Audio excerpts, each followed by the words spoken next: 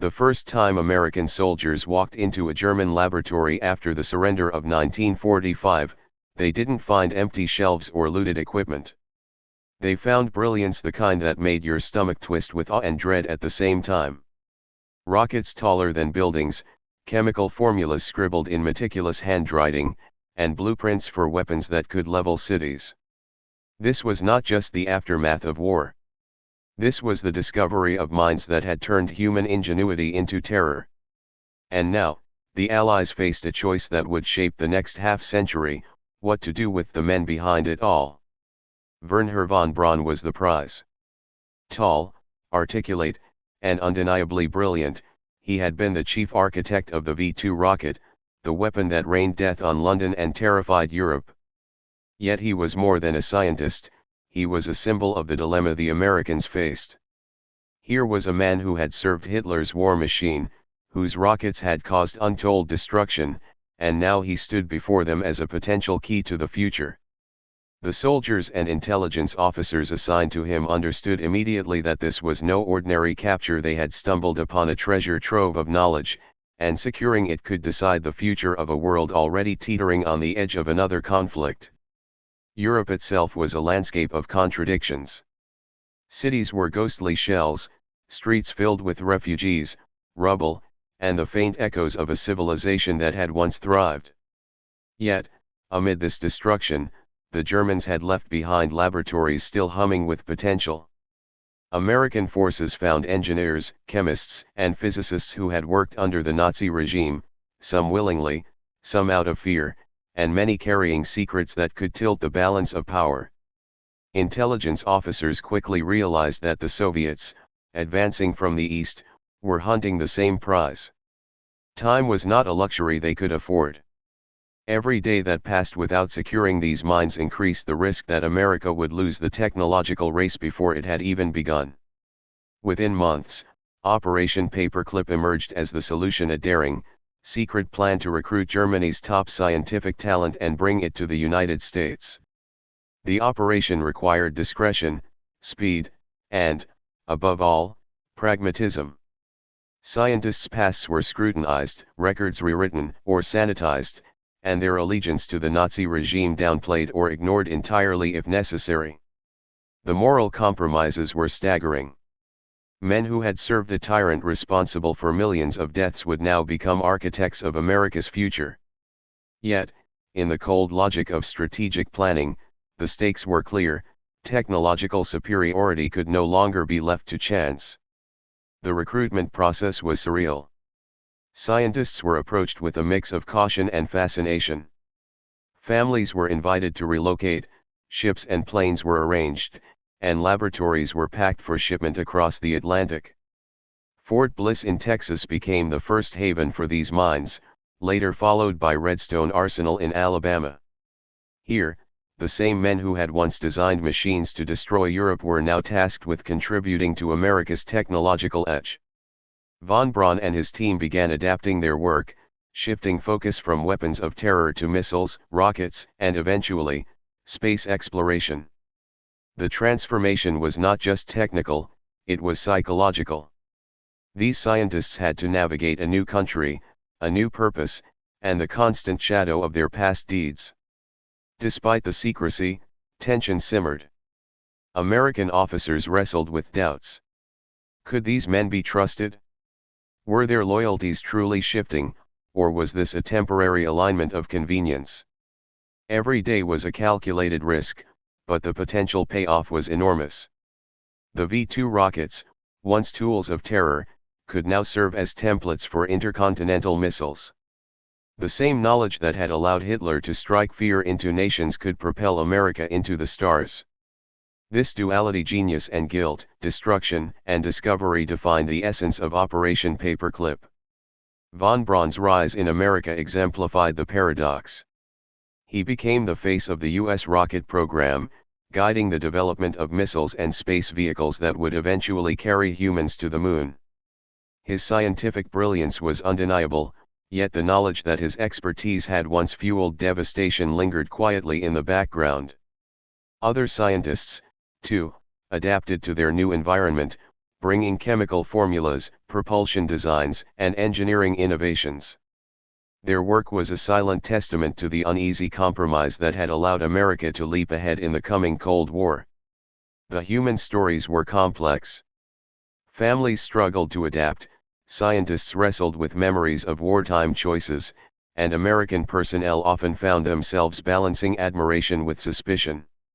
Each launch, each test, carried the weight of history, a reminder that progress and morality do not always travel the same path. In these labs, genius flourished, but so did the echoes of past violence. The very brilliance that would make America a global power was inseparable from the moral shadows of war. By the end of the first year, it was clear that Operation Paperclip was not just about science, it was about survival, strategy, and the reshaping of the world order. The Cold War loomed, and the United States' advantage in missiles and rocketry would depend heavily on these imported mines. The ethical compromises were significant, yet the potential rewards were transformative. From the ashes of a devastated Europe, a new chapter in global history was beginning, one defined not by tanks and bombs, but by intellect, ambition, and the uneasy alliance between opportunity and morality. In quiet corners of labs in Texas and Alabama, amid the hum of machinery and the smell of chemicals, the future was being forged. Men who had once served a tyrant were now essential architects of a new era. The tension between past sins and present brilliance created a story of contradictions, one in which history itself would have to reckon with the choices made in the shadows. And in that space, between genius and guilt, Operation Paperclip had found its reason for existence, a bridge between destruction and discovery, morality and pragmatism, war and the promise of reaching the stars. Paperclip takes shape. The moment the Allies decided to act, the operation had to be swift, precise, and invisible. Europe was a continent in flux, armies retreating, governments collapsing, and borders shifting daily. The clock was ticking. Intelligence officers worked in cramped offices, maps strewn across tables, phone lines buzzing with coded messages. Every decision carried enormous weight, one misstep, and the opportunity to secure Germany's brightest scientific minds could be lost forever. Operation Paperclip, born from both ambition and fear, demanded secrecy at all costs. The initial phase focused on identification. Lists of engineers, chemists, and physicists were compiled from captured documents, military archives, and local informants. Names like Wernher von Braun, Kurt Debus, and Arthur Rudolph rose to the top, men whose work had propelled Germany to the cutting edge of missile technology. But this was not simply a matter of skill, each individual had a past that required scrutiny. The American government faced a delicate task: how to recruit people who had actively contributed to Hitler's war machine without exposing itself to scandal or moral compromise. In many cases, records were sanitized, affiliations downplayed, and inconvenient truths quietly buried. Bureaucracy became both sword and shield, crafting a narrative that justified the recruitment while minimizing public scrutiny. As the operation unfolded, logistics became a nightmare. Entire families were to be relocated, laboratories packed, and specialized equipment transported across oceans. Ships and planes moved under the cover of night, their cargoes carefully documented in secret ledgers. Scientists, once confined to research under Nazi supervision, now found themselves aboard American vessels, unsure whether they were prisoners, collaborators, or pioneers of a new era. Language barriers, cultural differences, and the lingering fear of retribution complicated every step. Some scientists hesitated, wary of what lay ahead, while others saw in the operation a chance to continue their work in a safer environment. The moral ambiguity weighed heavily on those coordinating the program. Ethical debates simmered behind closed doors. Could America justify recruiting men who had indirectly or directly facilitated atrocities? Were the technological gains worth the compromise of harboring former enemies? In practice, pragmatism won. The emerging tension with the Soviet Union overshadowed these concerns. Every rocket engine salvaged, every chemical formula secured, represented a tangible advantage in the looming global contest. In the cold calculus of strategy, morality was a luxury the United States could not afford. Upon arrival in the U.S., scientists were quickly integrated into specialized facilities. Fort Bliss became a hub where knowledge transferred rapidly from German blueprints to American engineering practice. Teams of American engineers worked alongside their German counterparts, translating designs, conducting tests, and refining techniques. The V-2 rocket, once a weapon of terror, was dissected and studied, its technology serving as the foundation for the nation's missile program. Laboratories buzzed with activity, a fusion of minds from opposite sides of the recent conflict, all focused on a common goal: advancing American military and aerospace capabilities. The human side of the relocation was complex. Scientists and their families had to navigate unfamiliar social norms, learning a new language and adjusting to cultural differences. Schools, towns, and neighborhoods became testing grounds for assimilation. While some embraced the new environment, others clung to old customs, quietly preserving memories of a homeland that no longer existed. For the American supervisors, managing these transitions required patience, diplomacy, and constant vigilance. A single act of defiance, or a hint of lingering Nazi sentiment, could jeopardize not only security but the integrity of the entire operation. Yet despite the logistical and ethical hurdles, progress was swift. By late 1945, teams were running propulsion tests, calibrating guidance systems, and drafting blueprints for advanced rockets. The collaboration of German expertise and American resources produced results that were both rapid and unprecedented. Each successful test reinforced the necessity of the operation, validating the difficult decisions that had made it possible. Within these walls of steel and concrete, history was being written, quietly, far from the public eye, in the hum of engines and the meticulous calculations of engineers. The political implications were profound. Operation Paperclip not only provided technological superiority but also sent a message to the Soviets: America would not lag in the new global contest. Securing these scientists was not simply about knowledge, it was a statement of intent. In the early stages of the Cold War, information and innovation were as critical as armies and alliances. Every engineer, every laboratory, every test flight represented a strategic advantage. America's willingness to embrace moral compromise for technological gain would have consequences for decades to come, shaping not just military policy but national identity. In the midst of these calculations, individual stories unfolded. Von Braun, for instance, quickly adapted to the American system, mentoring young engineers and refining rocket designs. Arthur Rudolph, once an integral part of Germany's missile production, now oversaw testing procedures that would form the foundation of Redstone and later Saturn rockets. Each scientist carried with him the dual burden of past complicity and present responsibility, aware that their expertise was now entwined with the country they had once opposed. For some, the transition brought relief; for others, guilt never fully dissipated. Every calculation on a test bench, every adjustment of a fuel mixture, carried echoes of history. By the end of the first year of Paperclip, the operation had transformed from a risky experiment into a functioning program with tangible results. The first series of test rockets successfully launched, guidance systems improved, and collaborative teams were fully operational. America had gained not just knowledge but momentum, positioning itself advantageously in the competition for global technological supremacy. The sacrifices, compromises, and quiet ethical concessions made in those early months were already shaping the trajectory of the next half-century. Through it all, the tension between morality and ambition remained a constant undercurrent. Operation Paperclip had become more than a mission, it was a study in paradox.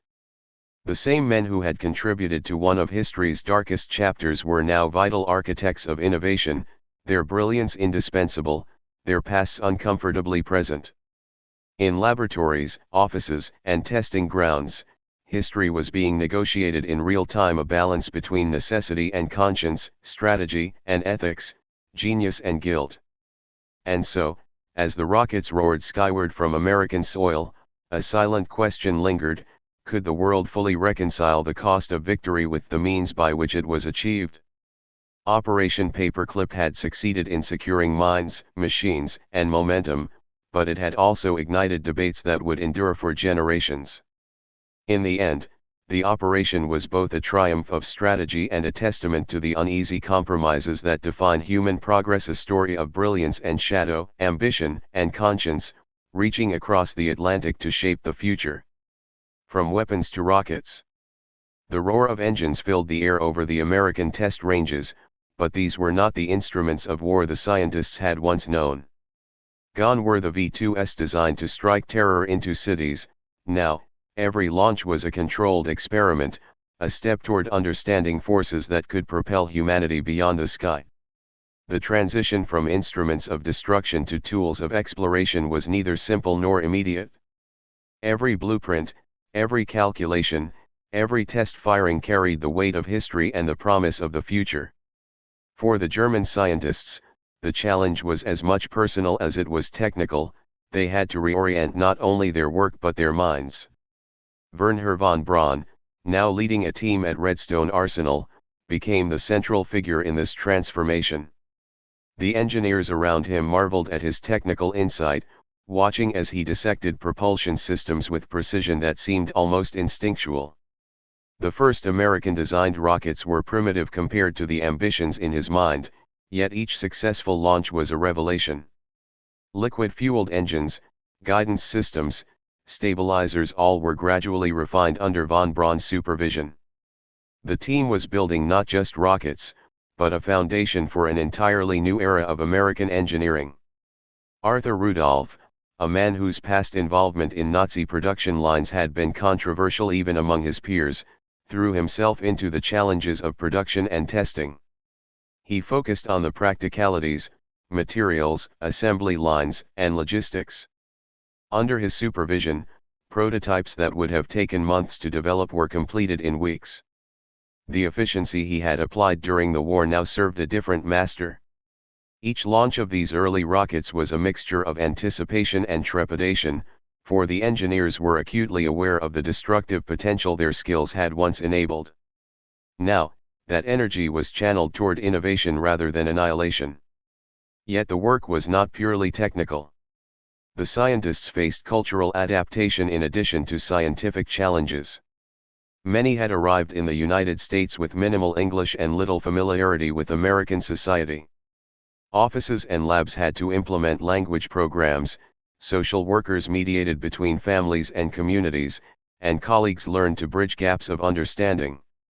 Some of the scientists formed friendships with their American counterparts, sharing meals and stories of pre-war Germany, while others remained distant, holding tightly to memories of a homeland that no longer existed.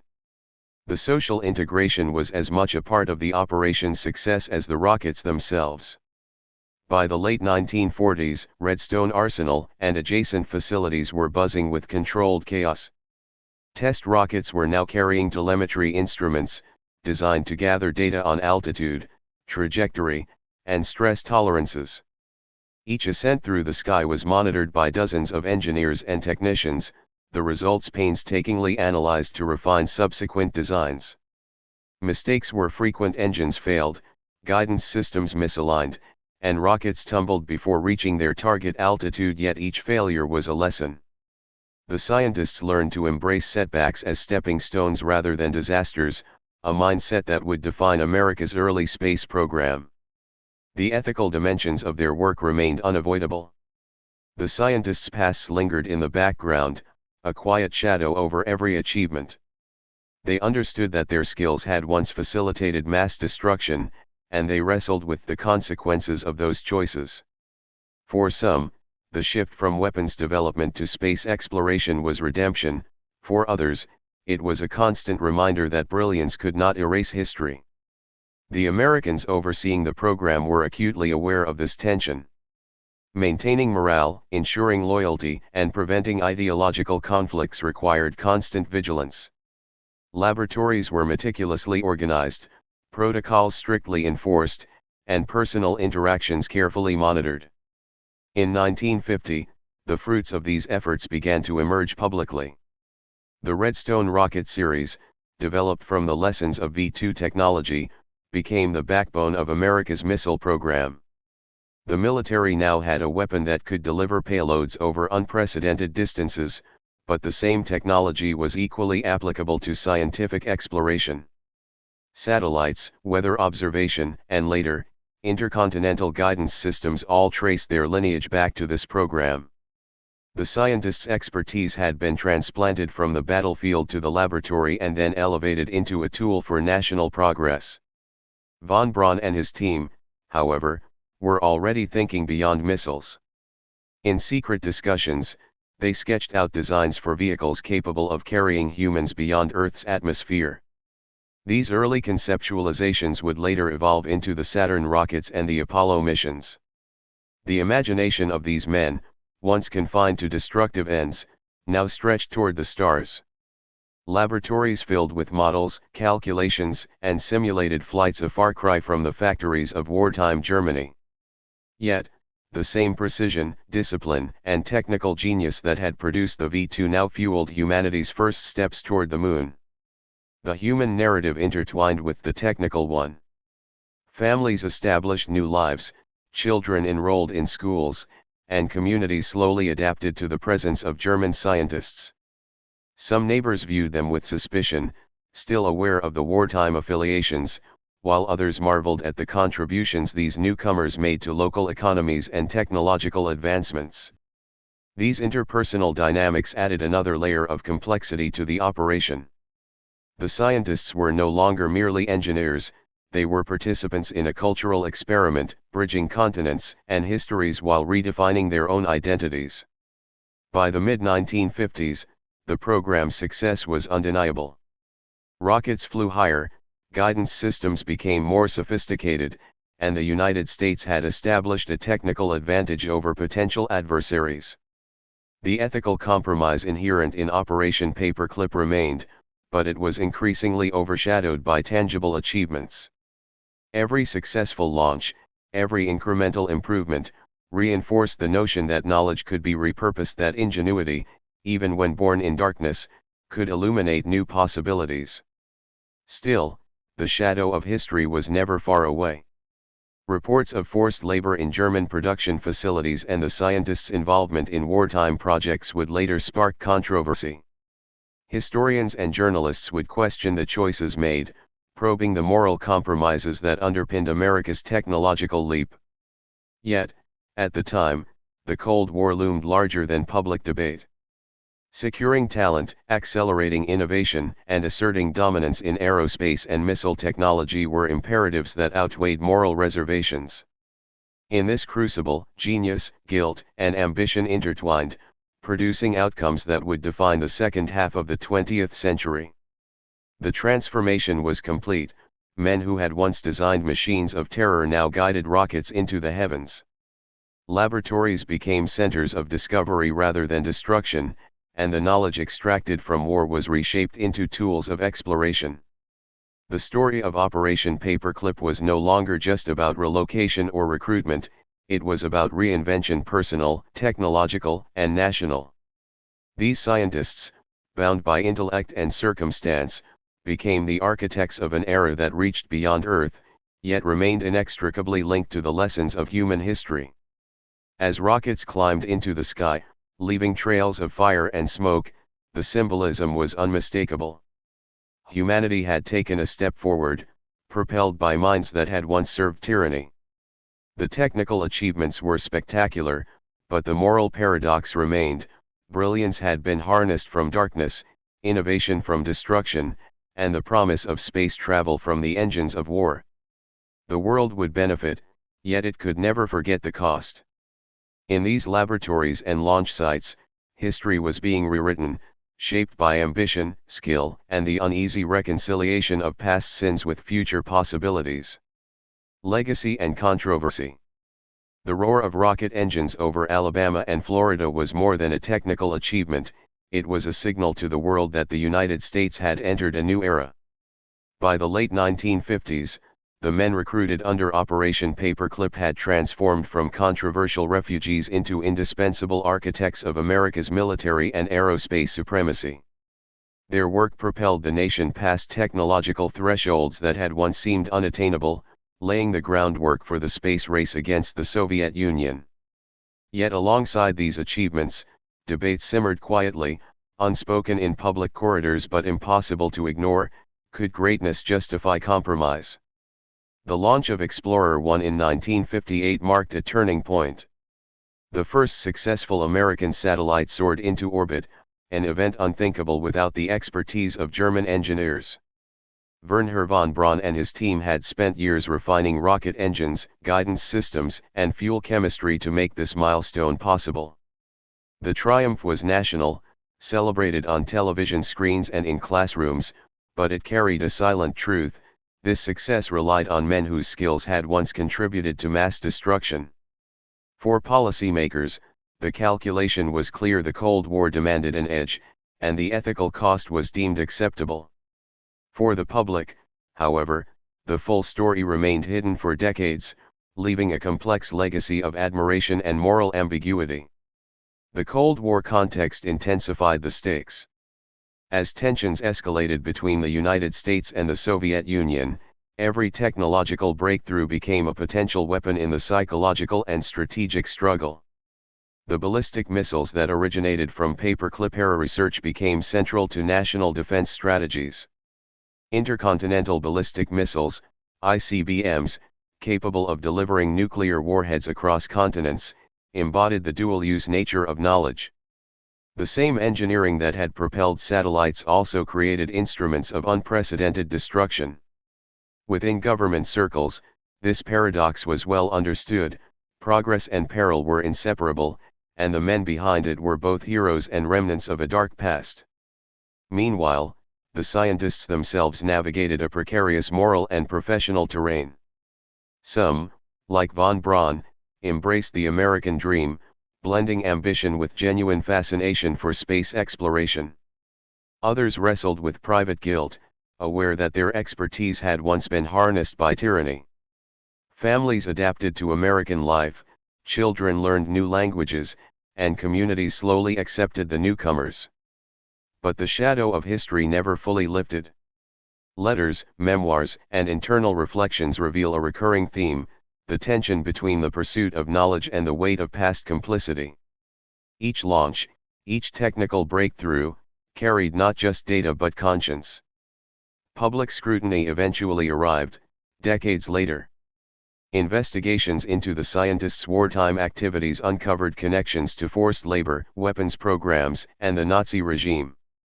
Figures like Arthur Rudolph faced moral and legal questions that complicated their American careers. Some scientists resigned under pressure, while others continued their work quietly, their contributions to the space program undeniable yet ethically contested. Historians, journalists, and ethicists debated whether the United States had achieved greatness at the expense of justice. The answers were never simple, as the benefits of technological leadership clashed with the unresolved moral debt of history. The Apollo program became the ultimate expression of this complex legacy. Saturn V rockets, which carried humans to the moon, traced their origins to designs and innovations developed under paperclip. Every calculation, every successful stage separation, every landing on the lunar surface bore the imprint of scientists who had once labored under Hitler. The world celebrated human achievement, marveling at the ingenuity and daring required to leave Earth's orbit. Behind the scenes, however, America had relied on a delicate balancing act, harnessing brilliance while downplaying uncomfortable truths. The moon landing was a triumph of intellect and courage, yet it also underscored the moral ambiguities embedded in national progress. Beyond rockets and satellites, the influence of Operation Paperclip extended into research and industry. Chemists, physicists, and engineers contributed to materials science, aeronautics, and defense systems, transforming American technology in profound ways. The transfer of knowledge reshaped entire sectors, creating innovations that would ripple through civilian and military domains alike. Yet this transformation was inseparable from the ethical compromise of recruitment. Every laboratory achievement was a reminder that human advancement often emerges from morally gray terrain, and that the boundaries between genius and complicity can be unsettlingly thin. The personal narratives of the scientists reveal the human dimension of this legacy. Families built lives in foreign landscapes, forging identities between two worlds. Children grew up bilingual, straddling cultures, and witnessing their parents' complex histories. Social integration varied, some scientists became beloved community figures, while others remained isolated, haunted by memories of a Europe that no longer existed. Their stories remind us that history is lived, not abstract, that decisions made in the corridors of power resonate through homes, schools, and neighborhoods. The personal and the political were inseparable, each shaping the other in ways that would endure for generations. By the 1970s, the fruits of these efforts had become undeniable. The United States had established leadership in space, maintained a technological edge in defense, and cultivated scientific institutions capable of sustained innovation. Yet Operation Paperclip remained a subject of quiet tension, a story of brilliance extracted from darkness, of triumph intertwined with moral compromise. Policymakers, scientists, and citizens alike faced a persistent question: could the benefits of progress truly outweigh the moral costs? In hindsight, the answer was nuanced. The operation had secured American dominance and advanced human exploration, but it also left an enduring ethical dilemma, one that continues to spark debate in historical and philosophical circles. Ultimately, the legacy of Operation Paperclip is a testament to human complexity. It demonstrates that history is not a matter of simple heroes and villains, but of choices made under extraordinary circumstances. The scientists' brilliance reshaped the world, enabling feats of engineering and exploration once unimaginable. Yet the operation also forces a confrontation with uncomfortable truths, that morality, pragmatism, and ambition often collide, and that the consequences of compromise ripple far beyond immediate goals. In this tension lies the enduring significance of Paperclip, a story where innovation and conscience coexist uneasily, shaping the course of nations and the trajectory of human achievement. As the United States looked to the moon, to satellites, and to the edge of human possibility, the ghosts of the past remained quietly present. The rockets soared, the astronauts journeyed, and the world marveled at the ingenuity on display. Behind that marvel, however, lay the hidden truths of history: men who had served tyranny, whose skills had been repurposed for exploration and defense, and a nation willing to navigate the ethical tightrope to secure its future. The legacy of Operation Paperclip, complex and controversial, endures as a reminder that human progress is rarely simple, and that the road to greatness often winds through shadows.